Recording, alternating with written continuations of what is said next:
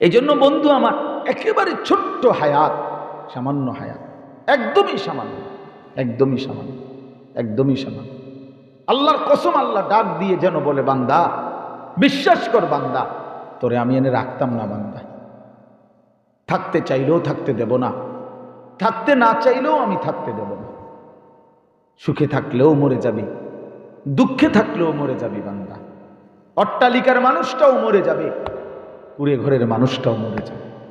জীবনে যে কোনো দিন সুখ দেখে নাই সেও মরে যাবে, জীবনে যে কোনো দিন দুঃখ দেখে নাই সেও মরে যাবে, মরতেই হবে। আল্লাহ তাআলা এটা বানাইছেনই সামান্য সময়ের জন্য। আমাল হায়াতুদ দুনিয়া ইল্লা মাতাউল গুরুর। আল্লাহ বলে, বান্দা দুনিয়ার জীবনটা শুধুই ধোঁকা। মাতাউল গুরুর, প্রতিটা সামান ধোঁকা। আল্লাহ বলছে প্রত্যেকটাই 2 নম্বর,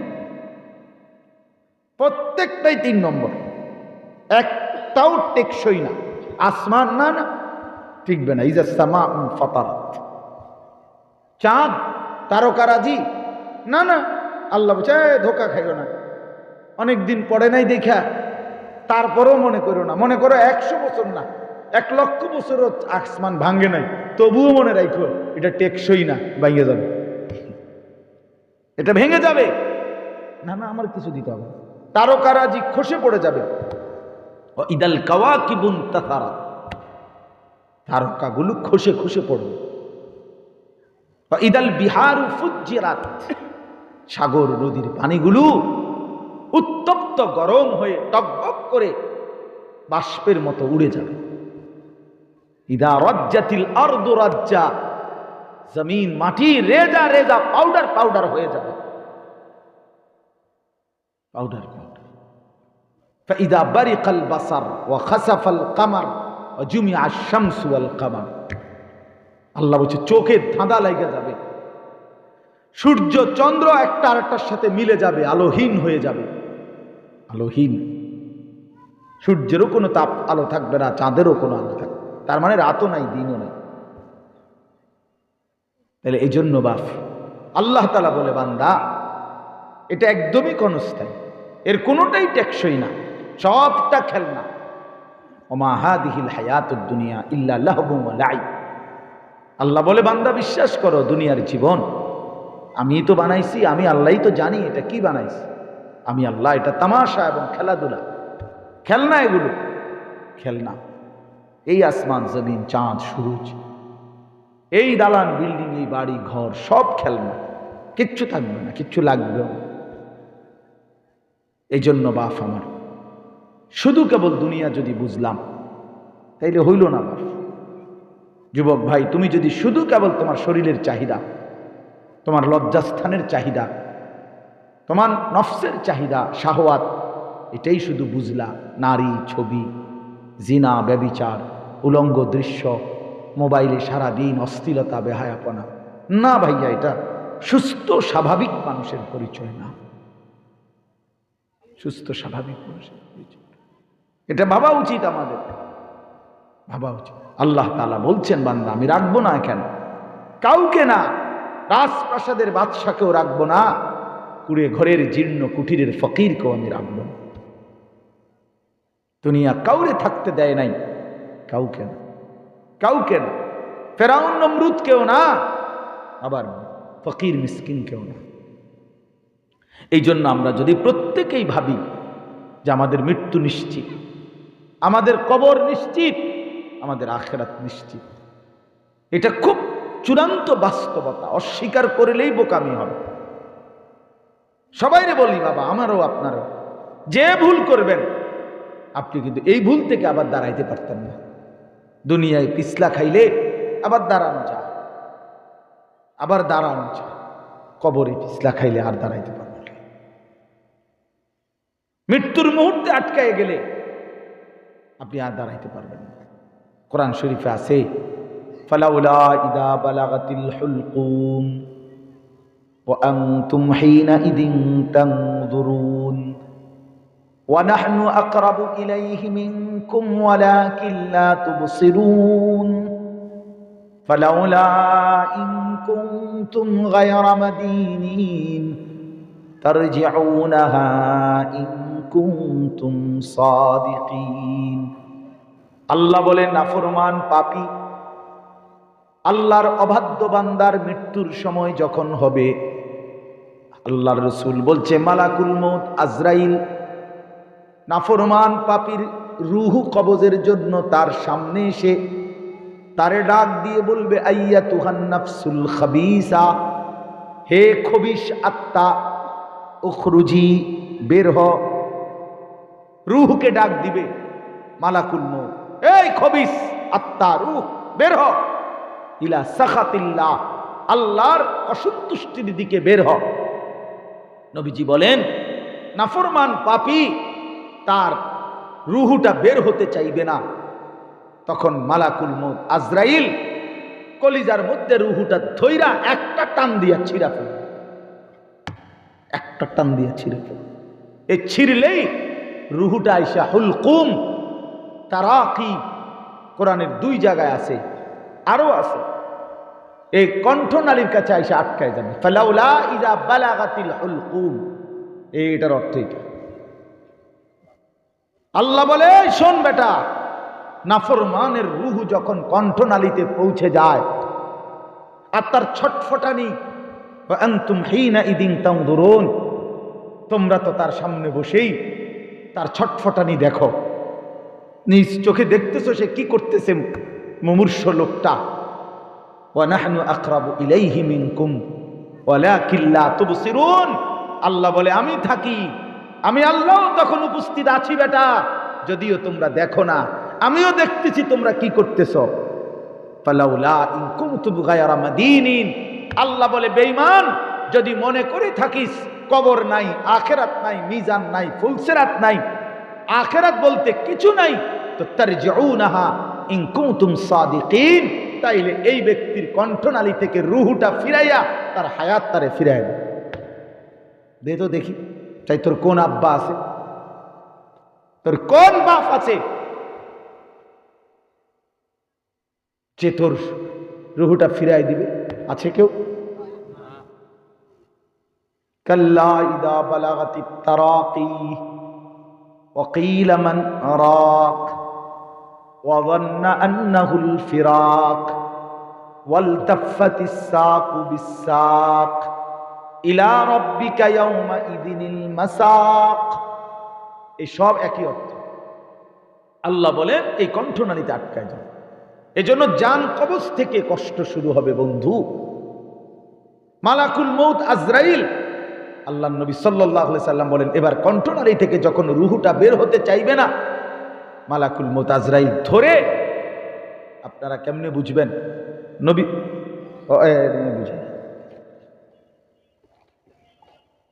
আপনারা এমনি এমনি বুঝবেন।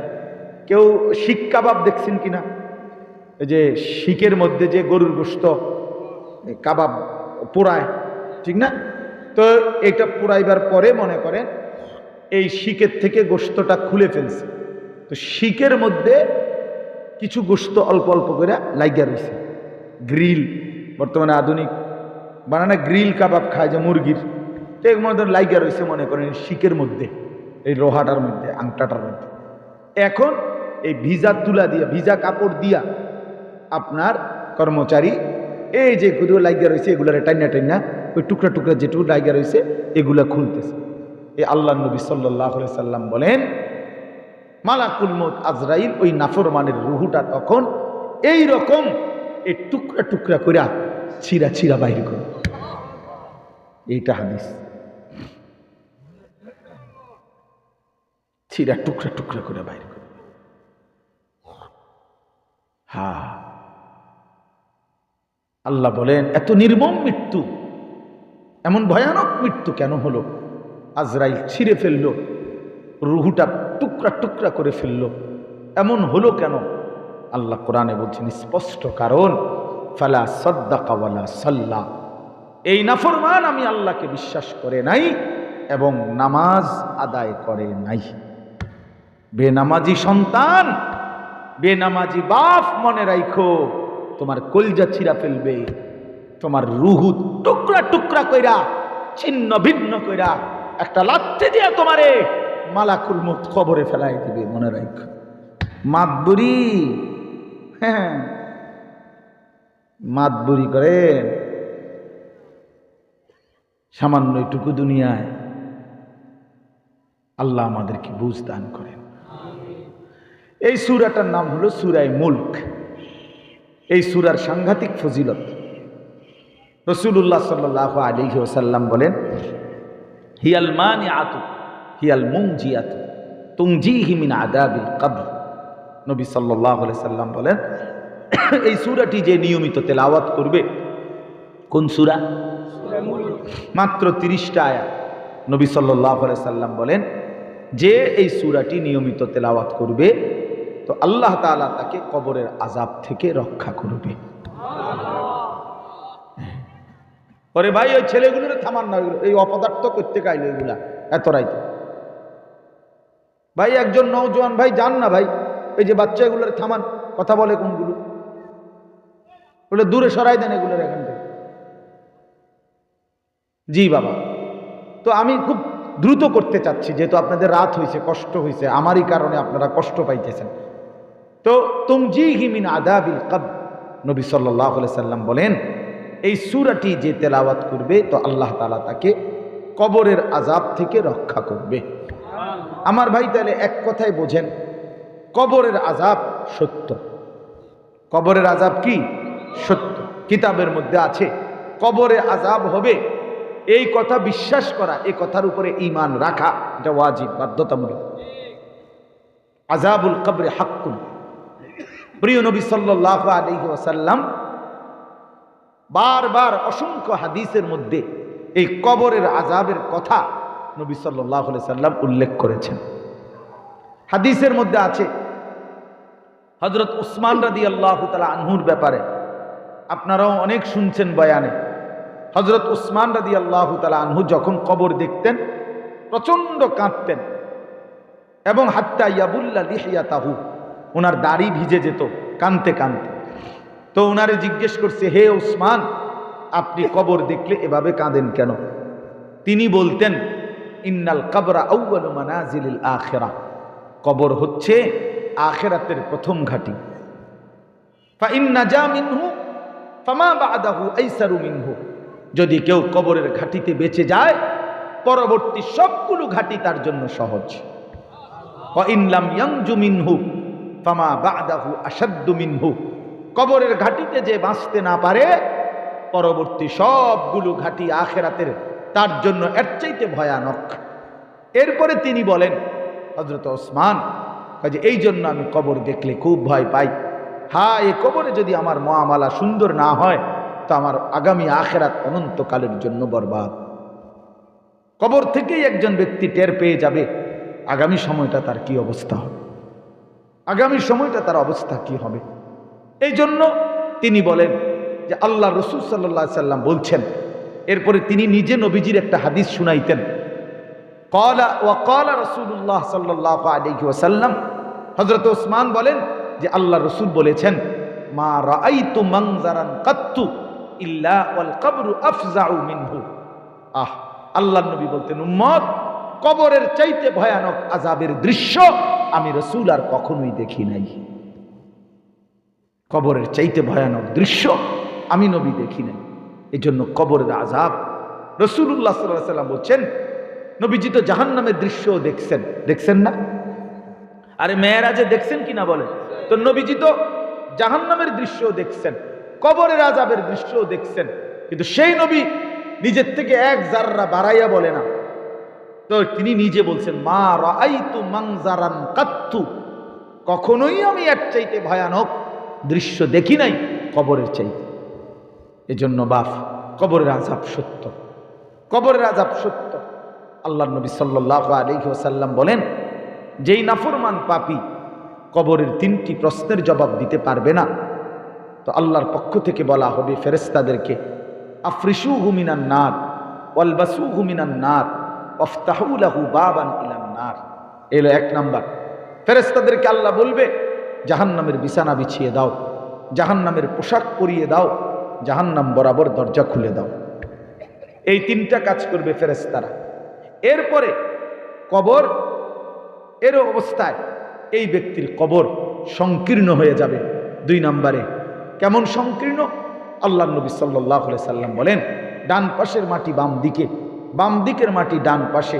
কবর নাফরমানকে এত জোরে একটা চাপ দিবে, আল্লাহর কসম নবী বলছে ডান পাশের হাড্ডি পাঁজর ভাঙ্গা বাম দিকে ঢুকে যাবে, বাম দিকের পাঁজরের হাড্ডি ডান পাশে ঢুকবে। এ কেমনে দেখেন, নবীজি উদাহরণ দিছে। আমরা ওস্তাদের কাছে যখন পড়ছি তখন দেখাইছে হাত্তা তাখতালিফা আদলাউহু, এই যে হাদিসের শব্দ, নবীজি বলেন 2 পাশের পাঁজরের হাড্ডি এইভাবে যে আঙ্গুল একটার সাথে যেভাবে ঢুকে যায়, এইভাবে একটার সাথে ঢুকে যায়।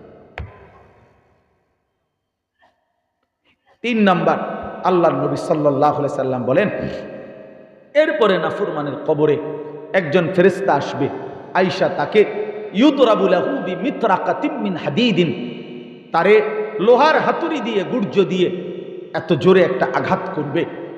দরবাতান বাইনা উযুনাইহি, 2 কানের মাঝ বরাবর আঘাত করবে। রাসূলুল্লাহ সাল্লাল্লাহু আলাইহি সাল্লাম বলেন, ফায়াসিহু সাইহাতান, বেঈমান তখন এত জোরে একটা চিৎকার মারবে, ইয়াসমাউহা মান ইয়ালিহি ইল্লা সাকালাইন, মানুষ এবং জিন ব্যতীত আল্লাহর সমস্ত সৃষ্টি ওই নাফরমানের চিৎকার শুনতে পাবে। আমার বাপ রাসূলুল্লাহ সাল্লাল্লাহু আলাইহি ওয়াসাল্লামের একজন সাহাবী হযরত বারা ইবনে আযিব রাদিয়াল্লাহু তাআলা আনহু, তিনি বর্ণনা করছেন যে নবীজি আমাদেরকে সাথে নিয়ে একদিন এক সাহাবীর জানাজা পড়তে গেছেন। তো জানাজা পড়তে গিয়ে নবীজি আগে ওই সাহাবীর কবরের সামনে দাঁড়াইছেন, খালি কবরের সামনে দাঁড়াইয়া আল্লাহর নবী সাল্লাল্লাহু আলাইহি সাল্লাম অঝরে অনেকক্ষণ কাঁদছেন কবরের দিকে তাকাইয়া। সাহাবী বলেন, আমরাও সবাই কাঁদতে থাকলাম। নবীজি অনেকক্ষণ পরে কান্না থামাইয়া চোখ মুছে সাহাবীদের দিকে তাকাইয়া বললেন, ইয়া ইখওয়ানি লিমিসলি হাদা ফাআইদ্দু, আমার সাথীরা তোমরাও এই কবরের জন্য প্রস্তুতি নাও, এর জন্য তোমরাও নিজেকে প্রস্তুত করো, রেডি হও, এখানে আসতেই হবে, এখানে আসতেই হবে, এখানে আসতেই হবে। কবরের জীবন, কবরের এই জিন্দেগি গ্রহণ করতেই হবে। আমার বাপ, আমি জওয়ান ভাই সবাইকে বলি, শুধু একটা ছোট্ট হিসাবে আবার বুঝেন। রাসূলুল্লাহ সাল্লাল্লাহু আলাইহি সাল্লামের হাদিসের আলোকে ওলামায়ে কেরাম, মুহাদ্দিসিনে কেরাম বলে, কোন মুহাদ্দিস বর্ণনা করেন যে সর্বশেষ যেই লোকটা কবরে যাবে, হতে পারে তাকে শুধু কবরেই অপেক্ষা করতে হবে 40,000 বছর। বন্ধু আমার, বাপ আমার, আমি আমাকেও বলি, আপনাকেও বলি, যদি শেষ ব্যক্তিটা কবরে অপেক্ষা করতে হয় 40,000 বছর, তো এখন যারা কবরে যাচ্ছে তারা কতদিন ধরে অপেক্ষা? আজ থেকে 1,500 বছর আগে রাসূলুল্লাহ সাল্লাল্লাহু আলাইহি সাল্লামের জামানায় যারা কবরে গেছে যুবক, তারা কবরে আছে আজকে কতদিন? ইব্রাহিম আলাইহিস সালামের জামানায় যারা কবরে গেছে তারা কবরে পড়ে আছে আজ কতদিন? নূহ আলাইহিস সালামের জামানায় যারা কবরে গেছে তারা আজ কত হাজার বছর কবরে পড়ে আছে। তো এই কবরে যাদের আযাব হইতেছে তারা আজ কত বছর যাবত কবরের আযাব ভোগ করতেছে। তো হাসরের ময়দান তো সামনে ভাইয়া, আখিরাত তো বহু পরের কথা। কবরের এই সময়টা কেমনে পার করবে? এটা তো 3 ঘন্টা না, 2 ঘন্টা না। আর এখান থেকে আন্দাজ করা যায় হাসরের ময়দান কত লম্বা। কবরের জীবনটা যদি হয় এত লম্বা, নূহ আলাইহিস সালামের কবরের জীবন, কওমের কবরের জীবন আজ কত লম্বা। ইব্রাহিম আলাইহিস সালামের আমলের যেই মানুষগুলো মারা গেছে তাদের কবর জীবন কত লম্বা। রাসূলের জামানার মানুষগুলোর কবরের জীবন কত লম্বা। আবু জাহেল আজকে কত বছর কবরে পড়ে আছে, আবু লাহাব আজকে কত বছর কবরে আছে। হায় নাফরমান, তার কবরে কি হচ্ছে? আমার যুবক বন্ধু, আমার বাপ, পর্দার আড়ালের মা, বিশেষ করে তোমরা যারা নওজোয়ান, নামাজ পড়ো না, বিশেষ করে ফজরের নামাজ পড়ো না বন্ধু। আহা মুসলমানের বাচ্চা, 16 বছর, 18 বছর, 20 বছর, অনেক মানুষ আছে 30 বছর, 40 বছর, শক্ত সমর্থ মানুষ, খোদার 365 দিনে কোনো দিন একদিনও ফজরের নামাজ পড়ে না। মুসলমানের ঘরে এত বড় জানোয়ার কেমনে ঘুমায়? আরে তুই মানুষের বাচ্চা না, তো তুই তো জানোয়ার, তুই তো হাইওয়ান, তুই তো চতুষ্পদ জন্তু। যে কপাল সেজদা দেয় না সে মানুষ না। যেই কনুই, যেই হাঁটু, যেই কোমর নামাজের জন্য ব্যবহার হয় না, ও তো মানুষ না। সেজদা যার কপালে নাই সে তো হাইওয়ান। কেমনে সহ্য করবেন খবর? আল্লাহ তাআলা কোরআনুল কারীমের মধ্যে বলছে সেজদা দেয় না, তো আল্লাহ বলছে ইবলিস সেজদা দিলি না, তুই আজকের থেকে শয়তান। ইবলিসকে এর আগে কখনো শয়তান বলা হতো না। কি বলেন ওলামায়ে কেরাম? ইবলিস কি আগে থেকে শয়তান ছিল? সে তো মুআল্লিমুল মালায়েকা ছিল, সে তো ফেরেশতাদের শিক্ষক ছিল। বন্ধু, যেদিন সেজদা দেয় নাই সেদিন আল্লাহ বললেন বেঈমান, আজকে থেকে তুই শয়তান। এজন্য বেনামাজি মনে রাখো তুমি শয়তান। শয়তান বেটা, তুই বেটা শয়তান, শয়তান বেনামাজি। আল্লাহ বলছে ইবলিস তুই আমারে সেজদা দিলি না, ফখরুজ ফাইন্নাকা রাজিম, তুই আমার দরবার থেকে বের হ, আজকের থেকে তুই অভিশপ্ত। এজন্য যার কপালে সেজদা নাই তুমি অভিশপ্ত। রাজিম, রাজিম, আউযু বিল্লাহি মিনাশ শাইতানির, এইটা তুমি এইটা। ওয়া ইন্না আলাইকাল লা'নাতা ইলা ইয়াউমিদ্দিন, আল্লাহ তাআলা বলছে ইবলিস তুই আমারে সেজদা দিলি না, তো আজকের থেকে নিয়ে কিয়ামত দিবস পর্যন্ত এই পুরা সময় তোর উপরে আমি আল্লাহর লানত। এজন্য বেনামাজি মনে রাখেন, ছেলেরে বইলেন, মেয়েরে বইলেন, স্ত্রীকে বইলেন, যাদের ঘরে যারা নামাজ পড়ে না ওই হাইওয়ানকে বলিয়েন যে ওর উপরে আল্লাহর লানত, আল্লাহর লানত, আল্লাহর লানত, তোর উপরে খোদার গজব, তোর উপরে আল্লাহর লানত। ভাত খা বেটা, বাতের লেগে আটকাইতো না আল্লাহ। বাতে কি তার ভাত খাসে কয়টা বেটা? ফাঙ্গাস আর তেলাফিয়া, দৈন্যা ভাতার কাঁচামরিচ বেটা, ইতান্নি খানা। এই ফার্মের মুরগা আর কক মুরগা, এই সদর বদর। আল্লাহ বলে কুলু ওয়া তামাত্তাউ কালিলান ইন্নাকুম মুজরিমুন। আরে নাফরমান কিছু সময়ের জন্য দুনিয়া খাও, ভোগ করো বান্দা, শুধু মনে রেখো ইন্নাকুম মুজরিমুন, তুমি কিন্তু পাপী। নাস্তা খাও, শুধু মনে রাখো ফজর পড়ো নাই। রাতের খানা খাও বেঈমান, শুধু মনে রাখো এশার নামাজ পড়ো নাই। ঘর করো, বাড়ি করো, বাজার করো, সদাই করো, শুধু মনে রাখো সুদের টাকা, কিস্তির টাকা, হারামের টাকা, ওজনে কম দেওয়া টাকা, 2 নম্বরই বাটফারি সিটারির টাকা, এটা মনে রাখো। আল্লাহ বলছে ইন্নাকুম মুজরিমুন, তুই মনে রাখিস শুধু তুই পাপী। অহন ভাত খা, কুলু, খাও খাও, অসুবিধা নাই। আল্লাহ যেন ডাক দিয়া বলে নাফরমান, দুনিয়া আমি আটকাবো না, দুনিয়া ভোগ করতে দিলাম, খাইতে দিলাম, ঘুমাইতে দিলাম, পেশাব পায়খানা করতে দিলাম, যৌন চাহিদাও পূরণ করতে দিলাম, কারণ এগুলো আমি কুত্তারও পূরণ করি। কুত্তারেও খাইতে দেই, কুত্তারেও ঘুমাইতে দেই, কুত্তারও পেশাব পায়খানা করে, কুত্তারও যৌন চাহিদা পূরণ হয়, এই জন্য কুকুরেরও বাচ্চা হয় না? তো খালাস, তোরে খাওয়াবো না কেন বেটা? আমি জন্তু জানোয়ার রে খাওয়াই, তোরে খাওয়াবো না কেন? এক হাতি, গবেষকদের কথা হলো 250 কেজি খাবার খায় প্রতিদিন, 90 লিটার পানি পান করে। তাইলে আমরা কি দুনিয়া খুব বেশি ভোগ করতেছি? কথা বলেন না কেন? এই জন্য বাপ দুনিয়া ভোগ করতেছেন, কদ্দুর বাজার সদাই, গদ্দুর একখান করছেন, 2 বাথরুম করছেন, খাট 2 বানাইছেন, সোফা 1 সেট বানাইছেন, 6খান চেয়ার, 1খান ডাইনিং টেবিল, 12খান কাছের ফেলে। হ্যাঁ বেটা, আর বইয়া বইয়া ভাত খায়, বন খায়, বিড়ি খায়, ভেয়াজু আলুর চপ খায়। কি একটা ফুর্তি, কথাবার্তি কয় যে ঠেঙালগি দিয়া, মনে হয় যেন 7 রাজার দন পাইছে। হয় আপনি যদি বনে না খান, এটা কি কোনো খুব দুনিয়া খুব আহামরি কিছু ভোগ করলাম আমরা? মিয়া এর জন্য আল্লাহকে ভুলে যাওয়া, এর জন্য হালাল হারাম ভুলে যাওয়া, এর জন্য স্ত্রী পর্দা করবে না, ছেলেটা কখনোই নামাজ পড়বে না, ঘরের মধ্যে প্রতিদিন রঙিন টেলিভিশনে নাচ গান চলবে। হে আল্লাহর নাফরমান, এত বড় নাফরমান কেমনে হইলা বাপ? এত বড় নাফরমান কেমনে হইলা বাপ? কোনদিন মুসলমান আমরা একটা বারো কি ভাবা উচিত না? আপনার ঘরে তাইলে টেলিভিশন আর বন্ধ হবে না? যুবক ভাই, তাইলে তুমি আর কোনোদিন ফজরের নামাজ পড়বা না বাপ? বলো বলো না ভাইয়া, বলো। তোমরা যারা ফজরের নামাজ পড়ো না, আল্লাহ রাসূল সাল্লাল্লাহু আলাইহি সাল্লাম বলছে, তো ফজরের নামাজ যে পড়ে না সে খবিস। খবিস, নবী সাল্লাল্লাহু আলাইহি সাল্লাম যে খবিস, সে নবীজি বলছে সে কাসলান, অলস। নবীজি বলছে তার দুই কানে শয়তান পেশাব করে দেয়। বালা শাইতানু ফি উযুনাইহি।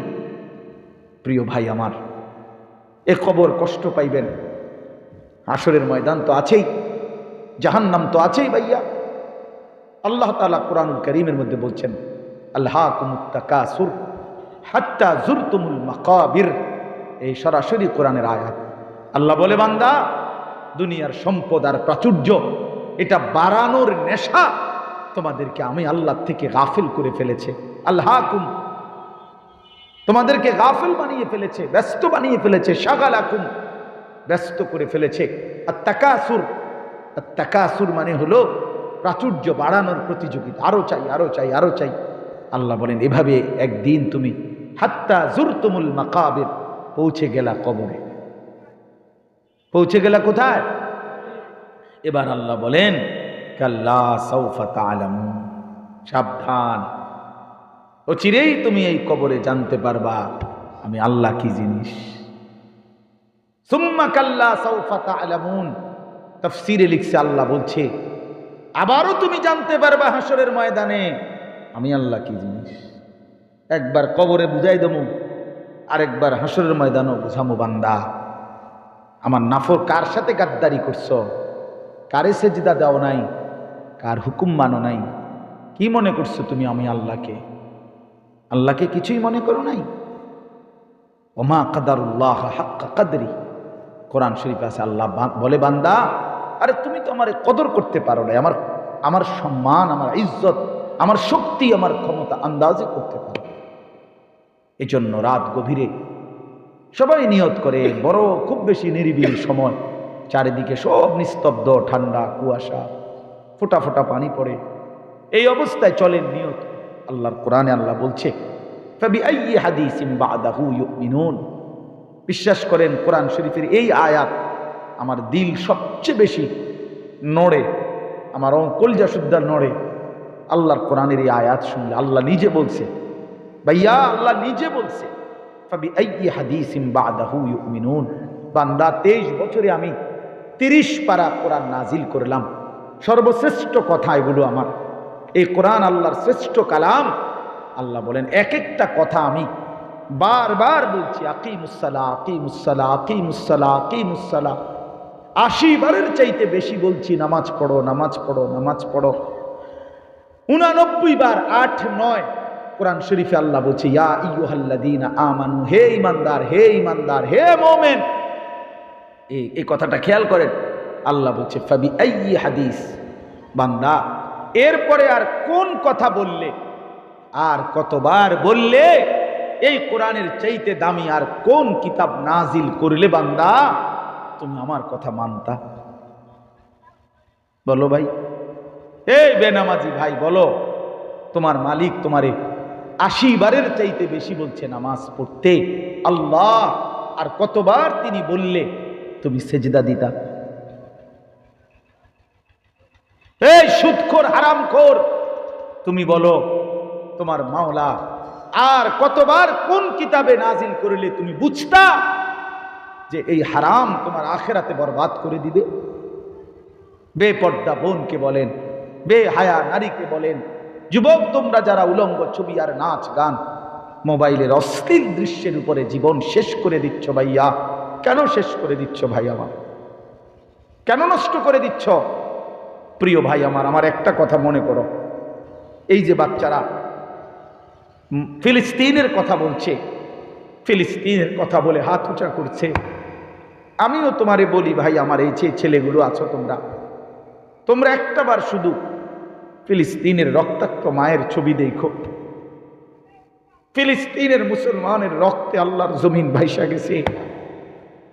যে জমিন রক্তে ভেসে গেছে, যেখানে বিধবা মা আহাজারি করে, এতিম সন্তান অসহায়ের মতো ঘুরে, যাদের মাথার উপরে বছরের পর বছর কোনো ঠাঁই নাই, যেখানে আমার মুসলমান এই পরিমাণ রক্ত জড়াচ্ছে, রক্তে লাল হয়ে গেছে জমিন, সেই সময়ে সেই অবস্থায় তুমি যুবক সারা রাত সারা দিন মোবাইলে ছবি, নাচ, উলঙ্গ দৃশ্য দেখো, একটা সেজদা দাও না মালিককে।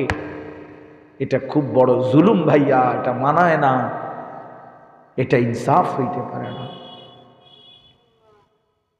এটা কোনো বিবেক সম্পন্ন সুস্থ মানুষের কাজ হতে পারে না। যদি কারো বাপ এখানে রক্তে গড়াগড়ি খায়, তো সন্তান বুঝি বসে বসে মোবাইল টিপে?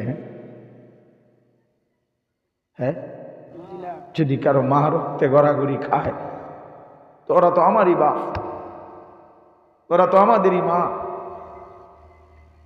ফিলিস্তিনের ওই এতিম বাচ্চা তো আমার বাচ্চা, ও তো আমাদেরই ভাই। আমার তো একটা 3 বছরের মেয়ে আছে। আমার বিশ্বাস করেন, রাতের 3টা বাজলে, 3:30 বাজলো, যত রাতে হোক, আমি না গেলে আমার বাচ্চা ঘুমায় না, কোনো সময় না। আমি গেলে আমার এই মেয়েটা আমার জড়ায় ধরে তুই ঘুমায়। তা আমি আমার বিবির কাছে অনেক সময় বলি যে এই পৃথিবীর কত দালান বিল্ডিং, কত কিছুর কত ডিজাইন, কত সৌন্দর্য মানুষ বানায়, কত কিছু বানাইছে, আঁকছে উকছে মানুষ। আমার কাছে মনে হয় আমার এই ছোট্ট মেয়ে, সে যখন হাসে, তো পৃথিবীর সব মানুষের হাতে গড়া সৌন্দর্যের চাইতে কোটি গুণ সুন্দর আমার মেয়ের হাসি। তো এটা তো সব বাবা তার মাসুম বাচ্চার ব্যাপারে একই মন্তব্য করে। তো ফিলিস্তিনের সেই বাচ্চা যে এমন ফুটফুটে হাসতো, তার হাসি দেখে কে? সে তো দেখছে তার বাবার রক্ত, মায়ের রক্ত। এজন্য প্রিয় ভাই আমার, বন্ধু আমার, আজকে নিয়ত করি আমরা যে আমরা নামাজ পড়বো ইনশাআল্লাহ, আমরা গুনাহ ছেড়ে দেব ইনশাআল্লাহ, ছেড়ে দেব। যুবক তোমরা আগায় আসো ইনশাআল্লাহ, তোমরা সেজদা দাও, তোমরা নামাজ পড়ো, তোমরা হিম্মত করো, তোমরা গুনাহ ছেড়ে দাও। আগামী দিনের ফিলিস্তিন ইমানদারের হাতে জিতবে ইনশাআল্লাহ, মুমিনের বিজয় হবে ইনশাআল্লাহ, কালেমার বিজয় হবে ইনশাআল্লাহ, ইসরায়েলের কুত্তারা হেরেই যাবে ইনশাআল্লাহ। কোনো সন্দেহ নাই, কোনো সন্দেহ নাই, ইসরায়েলের কুত্তারা হেরেই যাবে, হেরেই যাবে, ইমানদারের বিজয় হবেই হবে। কোনো এত খুন, এত রক্ত, এত শাহাদাত, এত লাশ, এত চোখের পানি বৃথা যাইতে পারে না, না যাবে না বৃথা ইনশাআল্লাহ। এই জন্য আমি সমস্ত নওজোয়ান 15, 16, 18, 20, 25 বছরের ছেলেরা, তোমরা নিয়ত করো ভাই, ইনশাআল্লাহ গুনাহ ছেড়ে দাও, আল্লাহর নাফরমানি ছেড়ে দাও, 5 ওয়াক্ত নামাজ পড়ো, ফজরের নামাজ পড়ো। আমি গত কিছুদিন আগে 19 তারিখ, না হ্যাঁ 19 তারিখ সন্দ্বীপ গেছিলাম, চট্টগ্রাম, এটা দ্বীপ এলাকা, বঙ্গোপসাগর স্পিড বোট দিয়া পার হইতে হয়। এই সন্দ্বীপে গিয়ে দেখছি, গত বছর কলেজের 4টা ছেলে, নামাজি মানুষ, স্কুল কলেজে পড়ে, তারা 4টা ছেলে ফজরের নামাজ তারা পড়তো। তারা একদিন সাগরের পাড়ে হাঁটতে হাঁটতে ফজরের পরে নিজেরা মশওয়ারা পরামর্শ করছে যে চলো ফজরের পরে যে আমরা একটু হাঁটি। এই না হাইটা ফজরের টাইমে আমরা আমাদের বন্ধুদের ঘরে ঘরে গিয়া ফজরের জন্য উঠাই, ফজর ক্যাম্পেইন, ফজরের জন্য গণসংযোগ করি। এই কথা বলে তারা শুরু করছে 3-4 জনে। আজকে 1 বছরের মাথায় আইসা পুরা সন্দ্বীপের শত শত কিশোর তরুণ যুবক পুরা জামাতের সাথে ফজরের নামাজ জামাতে পড়ে। এই বছর তারা এই 19 তারিখ আমার যেখানে মাহফিল ছিল, যেই প্যান্ডেলে, মনে করেন এইখানে মাহফিল হলো এখন রাতে, তারা বাদ ফজর মাহফিল দিছে, তাগোড়া ফজর বাদ বয়, ফজর ক্যাম্পেইন লেখা, ফজর মানে বয়ানও ফজরের পরে। আমি ফজরের নামাজের পরে মসজিদ থেকে আমি রোমে ঢুকছি, তা করে বললাম ভাই কোন সময় বয়ান? হুজুর 20-25 মিনিট একটু অপেক্ষা করলে আমাদের সাথীরা আসতেছে। মনে 20 মিনিট লাগছে না, আধা ঘন্টার ভিতরেই পুরা সন্দ্বীপের এরকম একটা আরো বড় প্যান্ডেল, অনেক বড় প্যান্ডেল, পুরা প্যান্ডেল পুরা গেছে। সব ছেলে সব ফজর করে আসছে। এই জন্য বললাম বাবা, নওজোয়ানরা চাইলে পারবে, কিশোর যুবক ছেলেরা যদি তোমরা উদ্যোগ নাও, নিজেদের বন্ধু মহলে একজন আরেকজনকে ফজরের নামাজের জন্য উঠাও, ইনশাআল্লাহ আল্লাহ যেন তৌফিক দান করে। আমি আপনাদের কাছে অনুরোধ করলাম। আল্লাহ তাআলা বলেন, এই শুধু তর্জমা শুনেন তাইলে কথা শেষ। সূরা মুলকের এই 3 আয়াত আল্লাহ বলেন, ইন্নাল্লাযীনা ইয়াখশাউনা রাব্বাহুম, নিশ্চয়ই যারা আল্লাহকে ভয় করে না দেখে। এই কথার অর্থ হইল, আল্লাহ তাফসীরের মধ্যে লিখছে, আল্লাহ তাআলা আখিরাত এবং পরকালের যে কথাগুলো বলছেন এগুলোকে যারা ভয় করে না দেখে, কবর, হাসর, মিজান, ফুলসেরাত, জান্নাত, জাহান্নাম, কবরের শান্তি, কবরের শাস্তি, জাহান্নামের শাস্তি, জান্নাতের শান্তি, এইগুলোকে দেখে নাই বান্দা, কিন্তু আল্লাহকে যেহেতু সে না দেখেই বিশ্বাস করে, এজন্য এগুলোকেও সে বিশ্বাস করে। আল্লাহকে যেমন ভয় করে এগুলোকেও কি করে? ভয় করে। তো আল্লাহ বলেন, এই অদৃশ্যের বিষয়গুলো যারা ভয় করে, মানে আল্লাহকে ভয় করে। তাফসীরের মধ্যে লিখছে, আল্লাহকে ভয় করার অর্থ, কেউ আল্লাহকে ভয় করে মানে কি? সে গুনাহ থেকে বিরত থাকে। যে গুনাহ থেকে বিরত থাকে সে আল্লাহকে ভয় করে, যে আল্লাহকে ভয় করে সে গুনাহ থেকে বিরত থাকে। এই দুই কথা একটার একটার সাথে অঙ্গাঙ্গিভাবে জড়িত। কাগজের এই পিঠ, এই যে মনে করেন এই পোস্টার, এইটার যে এই পিঠে না লেখা, ঠিক না? তাহলে এটি তো দরকার আছে এই পিঠ, এই পিঠটা সাদা, এটা ফেলাই দেন। এটা যেহেতু কোনো লেখা নাই, এটা তো বেদরকারি, তো এটা ফেলে দেন। কেমনে ফেলবেন? মানে এইটা রাখবেন, ওইটা হালাই দিবেন আর কি। কেমনে ফেলবেন? সম্ভব? এইটা রাখতে হইলে ওইটা লাগবে, এইটা রাখতে হইলে এটা লাগবে। তো ঠিক কাগজের এই পিঠ ও পিঠ ঠিক এরকম। আল্লাহকে ভয় করে যে গুনাহ থেকে বেঁচে থাকে সে, গুনাহ থেকে বেঁচে থাকে যে আল্লাহকে ভয় করে সে। কথা বুঝছেন কিনা বলেন? বলেন তো কি বলছি? যে গুনাহ থেকে বেঁচে থাকে যে আল্লাহকে ভয় করে যে, খালাস। এজন্য ওই মুখে বললাম, মুখে বিড়ি, আমনে কোন আমি আল্লাহরে ভয় করি, পাটফারি কথার জায়গা পান না। হ্যাঁ, পকেটে সুদের টাকা, আমনে কোন আমি আল্লাহকে ভয় করি, আপনি সিটারির জায়গা পান না। হ্যাঁ, কথায় কথায় গালি দেন, হারাম উপার্জন করেন, আল্লাহর নাফরমানি করেন, আর যদি মুখে বলেন আমি আল্লাহকে ভয় করি, এটা মিথ্যা কিনা? কথা বলেন না? যে আল্লাহকে ভয় করে সে গুনাহ থেকে বিরত থাকে, যে গুনাহ থেকে বেঁচে থাকে সে আল্লাহকে ভয় করে। এই জন্য এটার সাথে সাথে আরেকটা কথা মনে রাখবেন, যে নবীজির সুন্নাত অনুসরণ করে সে নবীজিকে ভালোবাসে, যে নবীজিকে ভালোবাসে সে সুন্নাতকে অনুসরণ করে।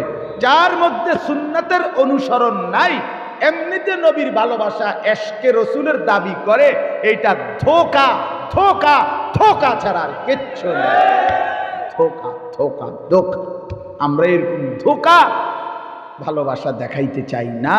এই জন্য আমগো কওমি মাদ্রাসার ওলামায়ে কেরাম আমরা অনেক গালিগালাজ করে, অনেকে ওয়াহাবি কয়। আমি তো প্রায় বলি, তুই বেটা আমরা ওয়াহাবি না, ওয়াহাবির আব্বা, ওয়াহাবির দাদা, ওয়াহাবির চাচা, ওয়াহাবির চাচতো ভাই, ওয়াহাবির জ্যাঠতো ভাই, আরো কিছু থাকলে তোর 14 গোষ্ঠী কবে না, কোনো সমস্যা নাই বেটা। তারপরও আমরা বলে যাব আল্লাহর রসুলের সুন্নাতের ইত্তেবার মধ্যেই রবির ভালোবাসা।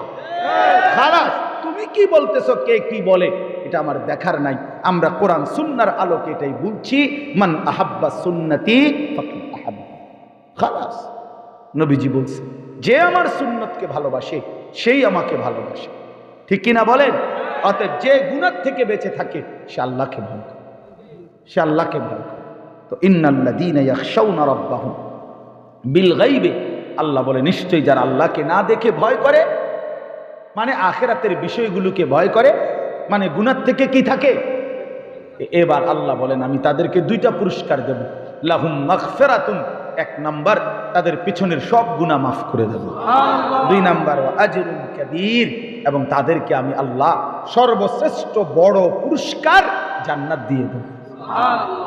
এবার আল্লাহ বলেন ওয়া আসিররু কাওলাকুম আবিজহারু বিহি ইন্নাহু আলিমুম বিযাতিস সুদূর, আল্লাহ যেন বলতেছে বান্দা অতএব আমারই ভয় করো, গুনাহ ছেড়ে দাও বান্দা, লুকোচুরি কইরো না, খুদা পারতা না আমারে আড়াল করতে পারতা না, শুধু শুধু লুকোচুরি নয় সই করো না। এটি কোনো পুলিশ র্যাব বিজিবি না, আমি আল্লাহ। অতএব আমার লগে তুমি পারতা না বান্দা, আমারে আড়াল করতে পারবা না। কাজে এটাই ভালো, এটাই বুদ্ধিমানের কাজ, এটাই বিচক্ষণের কাজ যে গুনাহ ছেড়ে দাও। কথা বুঝছেন না? কেন? আল্লাহ বলেন ওয়া আসিররু কাওলাকুম আবিজহারু বিহি, তুমি যদি আস্তে কথা বলো আমি তাও শুনতে পাই, তুমি যদি জোরে কথা বলো আমি তাও শুনতে পাই। ইন্নাহু আলিমুন, আমি সব জানি, বিজাতিস সুদূর, এমনকি অন্তরের ভিতরের যেই জল্পনা কল্পনা সেটাও তো আমি জানি। আমার থেকে আড়াল করবে। এর একটা মজার কথা আছে তাফসীরের মধ্যে, মক্কার কুরাইশ কাফেররা নবীজির বিরুদ্ধে প্রায় বৈশা বৈশা ষড়যন্ত্র করত। তো ষড়যন্ত্র করতে লাগলে, কোনো কথা গোপন বলতে চাইলে তারা একজন আরেকজনের মাঝে মধ্যে বলতো আসিররু, আস্তে আস্তে আস্তে কো। তো কি কেন আসতে বলবো কেন? অন্য কেউ জিজ্ঞাসা করলে কইতো, তো তারা বলতো কাইলা ইয়াসমা রব্বা মুহাম্মদ, মুহাম্মদের রব, মুহাম্মদের খোদা যেন শুনতে না পায়। আস্তে কয় কিছু, ইয়ারফোন লাগাইল, কানের মধ্যে বল্টু লাগাও, আস্তে কও আস্তে, মুহাম্মদের রব যেন শুনতে না পায়। শুনলে কি হবে? তাফসীরে লিখছে তারাই বলতো সাবধান, মুহাম্মদের রব যদি শুনে জিব্রাইল দিয়ে কোয়াই দিবে, জিব্রাইল পাঠাইয়া বলে দিব, তো মুহাম্মদ যাই না ফেলবে, আল্লাহ আপনি না আমাদের কাজে আসতে বল। তো আল্লাহ তাআলা বলেন আহাম্মদ কার লগে যুক্তি দেখাও, আসিররু কাওলাকুম আবিজহারু বিহি, আসতে বললেও তো আমি শুনি, জোরে বললেও তো আমি শুনি, অন্তরের ভিতরে জল্পনা কল্পনাগুলো তো আমি জানি। এই শেষ কথা হইল আল্লাহ বলেন বান্দা আচ্ছা তোমাদেরকে আমি একটা যুক্তি দেখাই। আল্লাহ বলতেছে আমার একটা যুক্তি শোনো। আল্লাহ বলে বান্দা শোনো তো দেখি, তুমি বলো একটা সহজ যুক্তি। আলা ইয়ালামু মান খালাক, আচ্ছা বলো না বান্দা, যে সৃষ্টি করলেন তিনি জানবেন না? তো যিনি বানাইলেন তিনি বুঝি জানবে না তুমি কি করো কি বলো? এটা কথা নেই বলে, এটা একটা সহজ কথা না। এইটা যে কোম্পানি বানাইছে অথবা এরা অপারেটর যারা আনছে এটা, এরাই তো এখানে এভাবে ফিটিং করে দিছে, ঠিক না? এই যে এদিক দিয়ে কথা বললে আওয়াজটা আপনাদের কাছে পৌঁছবে। এখন এই অপারেটর করে আমি যদি বলি আমি কুমিল্লা ভিক্টোরিয়া কলেজ থেকে মাস্টার্স পাস করছি, কওমি মাদ্রাসার থেকে দাওরা পাস করছি, সরকারি আলিয়া মাদ্রাসার থেকে কামেল পাস করছি, হেঁটে বেটা আমার মন পড়ছে। তো আমি যদি বেটা তুই বেটা আমার সার্টিফিকেট বেটা বেশি, আমি সিদ্ধান্ত দিলাম এটা এন দিয়ে লাগাইবা আর এন দিয়ে এটা দিব, এটা এন দিয়ে কথা, কারণ আমি যেহেতু শিক্ষিত। তো এই লোক কি বলবে? অপারেটর মাইক মাহফিল ওরা বলবে এই পাগল করতে আনলেন, এবার বুঝি কোনো ডাক্তারও দেখাইলেন না, বলবে কি না বলে? তাহলে যে বানাইলেন, যে উৎপাদন করলেন সেই তো জানে এটার ব্যবহারটা কি, ঠিক কিনা বলেন না কেন? তো আল্লাহ তাআলা বলেন আলা ইয়ালামু মান খালাক, যিনি সৃষ্টি করলেন বান্দা ভাবো তো তিনি জানবেন না? তাইলে যুবক রাত 2টা বাজে তুমি যে মনে করছো কেউ দেখে না, দরজা বন্ধ, জানালা বন্ধ, সিটকারি বন্ধ, ফ্যান বন্ধ, লাইট বন্ধ, মা ঘুমায়া, বাবা ঘুমায়া, সব ঘুমায় গেছে, তুমি মোবাইলে উলঙ্গ ছবি দেখো, নাচ দেখো, কোনো ভিন নারীর সাথে অবৈধ কথা বলছো। রব্বে করিম বলে বান্দা, আল্লাহ যেন ডাক দিয়ে বলে আনিস আমি জেগে আছি, আমি দেখতেছি। রাতের 2টা দিনের 2টা আমি আল্লাহর কাছে বরাবর, 7 আসমানের উপরে 7 তবক জমিনের নিচে আমি আল্লাহর কাছে বরাবর। বরাবর কিনা বলেন? আলা ইয়ালামু মান খালাক। অতএব আল্লাহ বলেন বান্দা আসতে বললেও আমি জানি, জোরে বললেও জানি, মনের ভিতরে লুকিয়ে রাখলেও জানি। আল্লাহ বলেন যিনি সৃষ্টি করলেন তিনি বুঝি জানবেন না? এটা কেমনে ভাবলা বান্দা? ওহুয়াল লাতীফুল খাবীর। অতএব শুনে নাও বান্দা, আল্লাহ সূক্ষ্ম থেকে সূক্ষ্ম, বিন্দু থেকে বিন্দু বিষয়ও জানেন, আর গোটা সৃষ্টি সম্পর্কে একই মুহূর্তে তিনি পূর্ণ খবর রাখেন। খালাস। অতএব আজকে এটাই কথা, চলেন আমরা সিদ্ধান্ত নিই। কবরকে ভয় করেন, আখিরাতকে ভয় করেন, নিজের হালাত নিজে যাচাই করেন। আপনি আমি সব আলাদা আলাদা, আমি আমার পথে চলে যাব, আপনি আপনার পথে চলে যাবেন। এজন্য যুবক ছেলেরা ভাইয়া আবারও অনুরোধ করছি তোমাদের কাছে, এই বন্ধু তোমাদের কাছে হাত জোর করে বললাম, নিজের এই সুন্দর হায়াত নষ্ট করে দিও না বাপ। এই গুনাহ, নারী, ছবি, মোবাইলের অশ্লীল আসক্তি, জেনা ব্যভিচারের আড্ডা, বন্ধুদের আড্ডা, জুয়ার আড্ডা, মদের আড্ডা, নেশার আড্ডা, এগুলো ছেড়ে দাও ভাই। কোনো মা বোন যদি আমার কথা শুনে থাকেন, আপনাদেরকেও বলি, বোন, বেপর্দা বোন, তুমি বেপর্দা হইও না।